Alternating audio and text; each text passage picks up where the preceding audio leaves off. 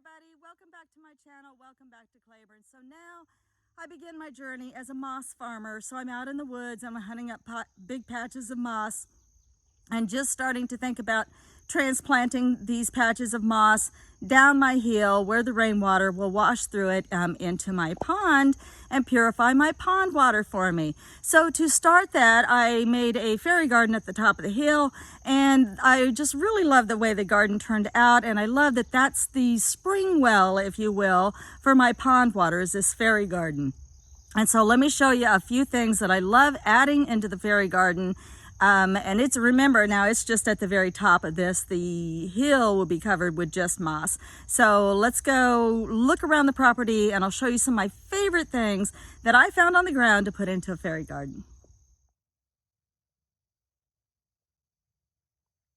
After I chose my spot for the fairy garden, I just laid down weed stop, and then we have an abundance of these red rocks. And I just like the way that they look against the white rock, and so that was the base for my fairy garden. And then I decided to start using the red rocks to line out the different yards and roads.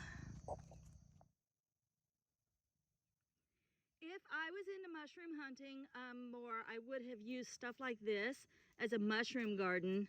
This is just old bark that's just about to go back to earth, but not quite there, and it's still quite puffy. And that would be really cool for mushrooms and mushroom gardening, but I just don't do much of that, so I didn't choose to include that in the garden. I use two different types of bark. I kind of like this plain bark. It's always off of a fallen branch or a fire log. You never take from a tree, of course. And I also love this persimmon bark. I thought it was perfect for little fairy stepping stones. I love the way it comes off the tree, already in little squares. That's so cute. Let's go look at some other stuff. Shredded pine that's just about to go back into soil was nice and dry and just looked like fairy dirt to me. And so I use this in between my rows in the garden, and so I collected a lot of this for the fairy garden.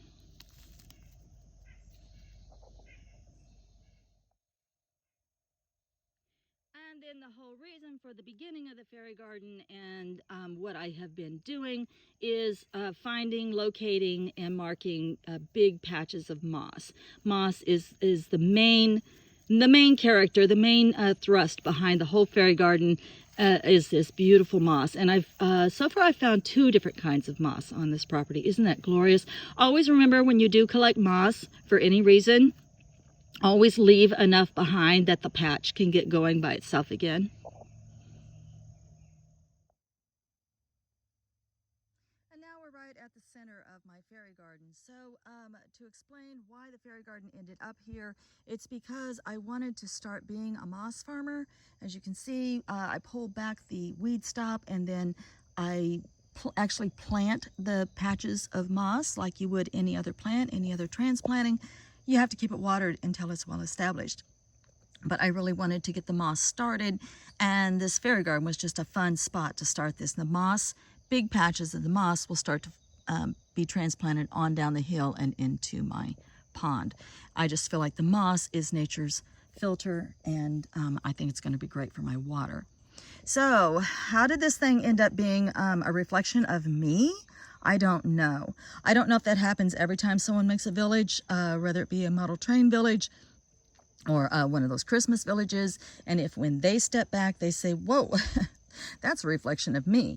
Well, that's what happened to me when I did this. So let me just quickly show you some of those parts of me that came out in this garden. I was surprised, frankly, because it didn't start out this way. Okay, in the very center of it is a Pisces girl, because she's staring into a reflective pool of water. She uses a clothesline, washes her clothes outside, has sleeping kitty cats. Boy, that's me. And then next door to her is the gardener. He raises flowers for the pollinators. He uses a lawn buggy for everything. He's got crystals, which I love to bring some of my crystals that can be outside. I love for them to be out here collecting the sun's energies and the rain, washing them clean. I would rather have them out here sharing that energy with anyone who walks by than to be inside on some private altar somewhere for my enjoyment only and collecting dust. I want them out here if they can be out here. For your crystals, please check and see which ones can be out in the elements. Bunnies. Bunnies showed up. Gee, that sounds like me. I don't know how that happened. I thought that the beads really looked like little veggies, and so we just kind of scattered our veggies there. This little girl back here, she's very grateful to have flowers and tea. She lives out of a teapot. Sounds like me. Her next door neighbor raises snails. I don't raise snails, but I do raise caterpillars from butterflies, baby butterflies. And so that reminded me of me. She also lives in a birdhouse. I feed those birds, you know I do. I just looked at that and thought, wow, that's me. And then this little girl over here, she hasn't had anything done to her yard because she wants to let other people's light shine. I thought that was a really good reminder for me. This girl over here, she's very grateful for everything that she has, and she has a really beautiful flower garden. Again, that's beads from a friend. Those were just free.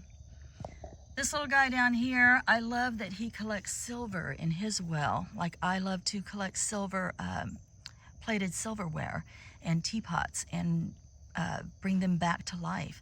That's just what he reminds me of. He has druzy, again, as his doormat, so he can share the energy of that druzy with passersby.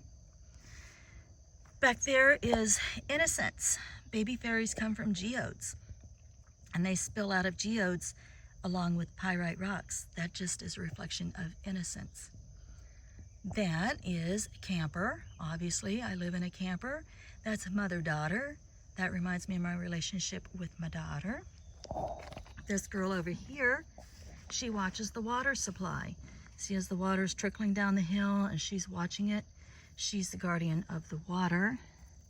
And I just love her little pink roof and her simple house.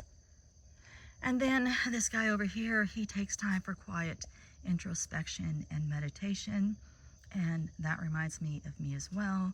And then you've all met my shepherd. She's the caretaker of the animals. And that's just another part of me. The stepping stone says, welcome to my garden. That's because everybody who comes here is always welcome to come and look at the fairy garden. And then the whole thing, all the roads lead back to center. So that's how the garden became sort of a reflection of me. And I really wonder if other people who make little villages, if they step back and they say, wow, I didn't realize I was making this as a reflection of me, as of them. So I'd be really curious to know that. Christmas villages and model train villages, I think I'm going to start looking at other people's. I'd like to see if those become a reflection of them. All right, guys, I'm going to leave you with this. Love and light. Blessed be.